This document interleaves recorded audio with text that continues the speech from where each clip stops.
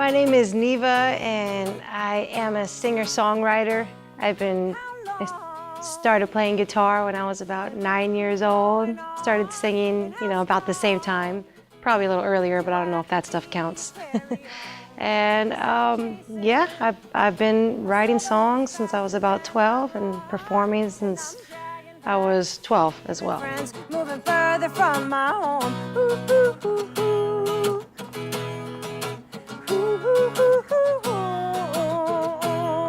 I was introduced to music at a very young age.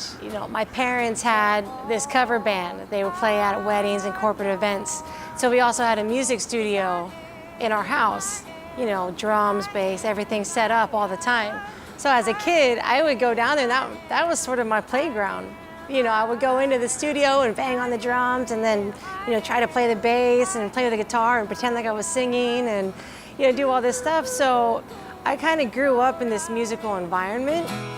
And I run when I'm supposed to be standing still, searching for uncertain things. I need something new to feel. I guess the most exciting thing that's going on with my career right now is I have a new album coming out. It's been about a year in the works, and I think most musicians know that we always underestimate the actual cost of putting out a high-quality album. And so going into it, I created a Kickstarter campaign and raised over $19,000 in 31 days to fund the whole project. And yeah, it was the most stressful 31 days of my life by far.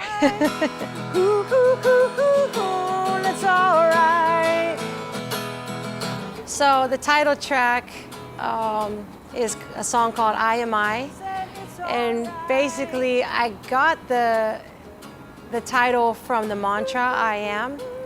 And people are whatever they say they are. People are whatever you say they are. People are just people. People are themselves. And to me, the I am I signifies that, I am whatever I want to be, I am whatever I can be, and there's a lot less pressure once you realize that you're an individual, that you're unique, that you're able to be the person that you want to become. And that's why it's the title track, and that's pretty much what it means to me, is that people always judge you no matter who you are. So you might as well be yourself and get judged on being what you want to be.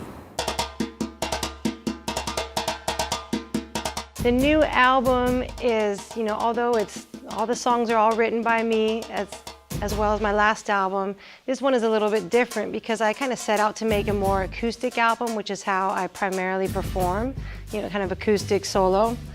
So we were going to put some light percussion on it and have it be really minimal, and one thing led to another, and now it's like, an acoustic guitar, electric bass, and like a wall of percussion. So, but it's not overkill. It's really exciting to hear all of this stuff come together because we recorded the album in layers, and we really weren't sure how it was going to turn out, how the final product was going to turn out, because we don't have 10 percussion players to rehearse with. So we layered everything in the studio, recorded all the percussion, and honestly, we couldn't be happier with the way it's turned out. One of my favorite things about the creative process is that it's always a surprise, in a sense. For me anyways, it very rarely comes out the way that I thought it was going to. Whether it be I'm recording at my house by myself, or whether I'm playing with somebody else. I have this whole, a lot of musicians get this whole vision of what it's gonna sound like and the whole vibe that's gonna, it's gonna take place. And a lot of times when you bring another person into that as a factor, it changes everything, which is the coolest thing about performing with other people. It's like this synergy. Crooked way you play the part.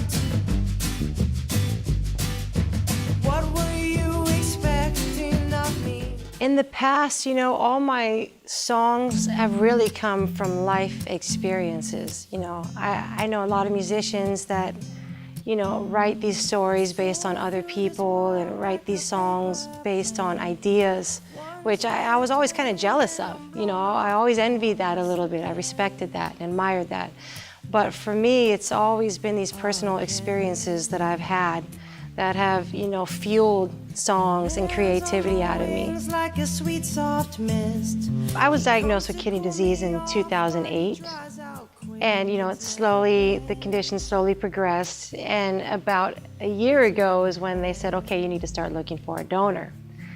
And, you know, at first I didn't want to post anything online, you know, and put it out there. I don't want to air out my dirty laundry, and I felt really vulnerable. But at the same time, I realized that I needed to reach out to my friends and my family and let them know what was going on. And ultimately, I did need to find a donor.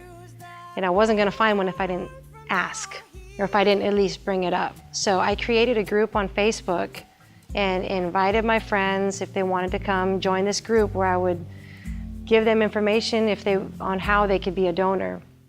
And so I did that, and about 8 people filled out the paperwork, which was overwhelming to me that people were willing to do that. It's no small feat, you know.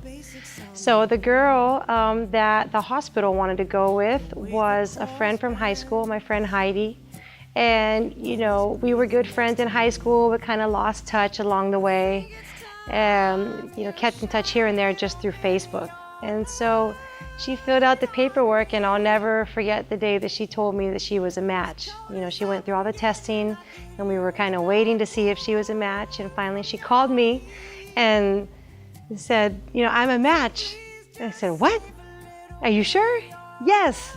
Are you positive? Yes. They told you? Yes. Do you still want to do it? Yes. And then I just lost it. Just started bawling my eyes out, crying. And I think it was at that moment, I never realized how much the kidney disease was weighing on me until the weight was lifted off.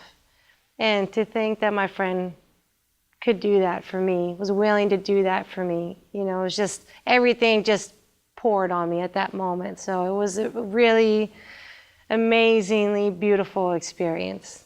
So that's Heidi. Heidi is my donor. Yeah.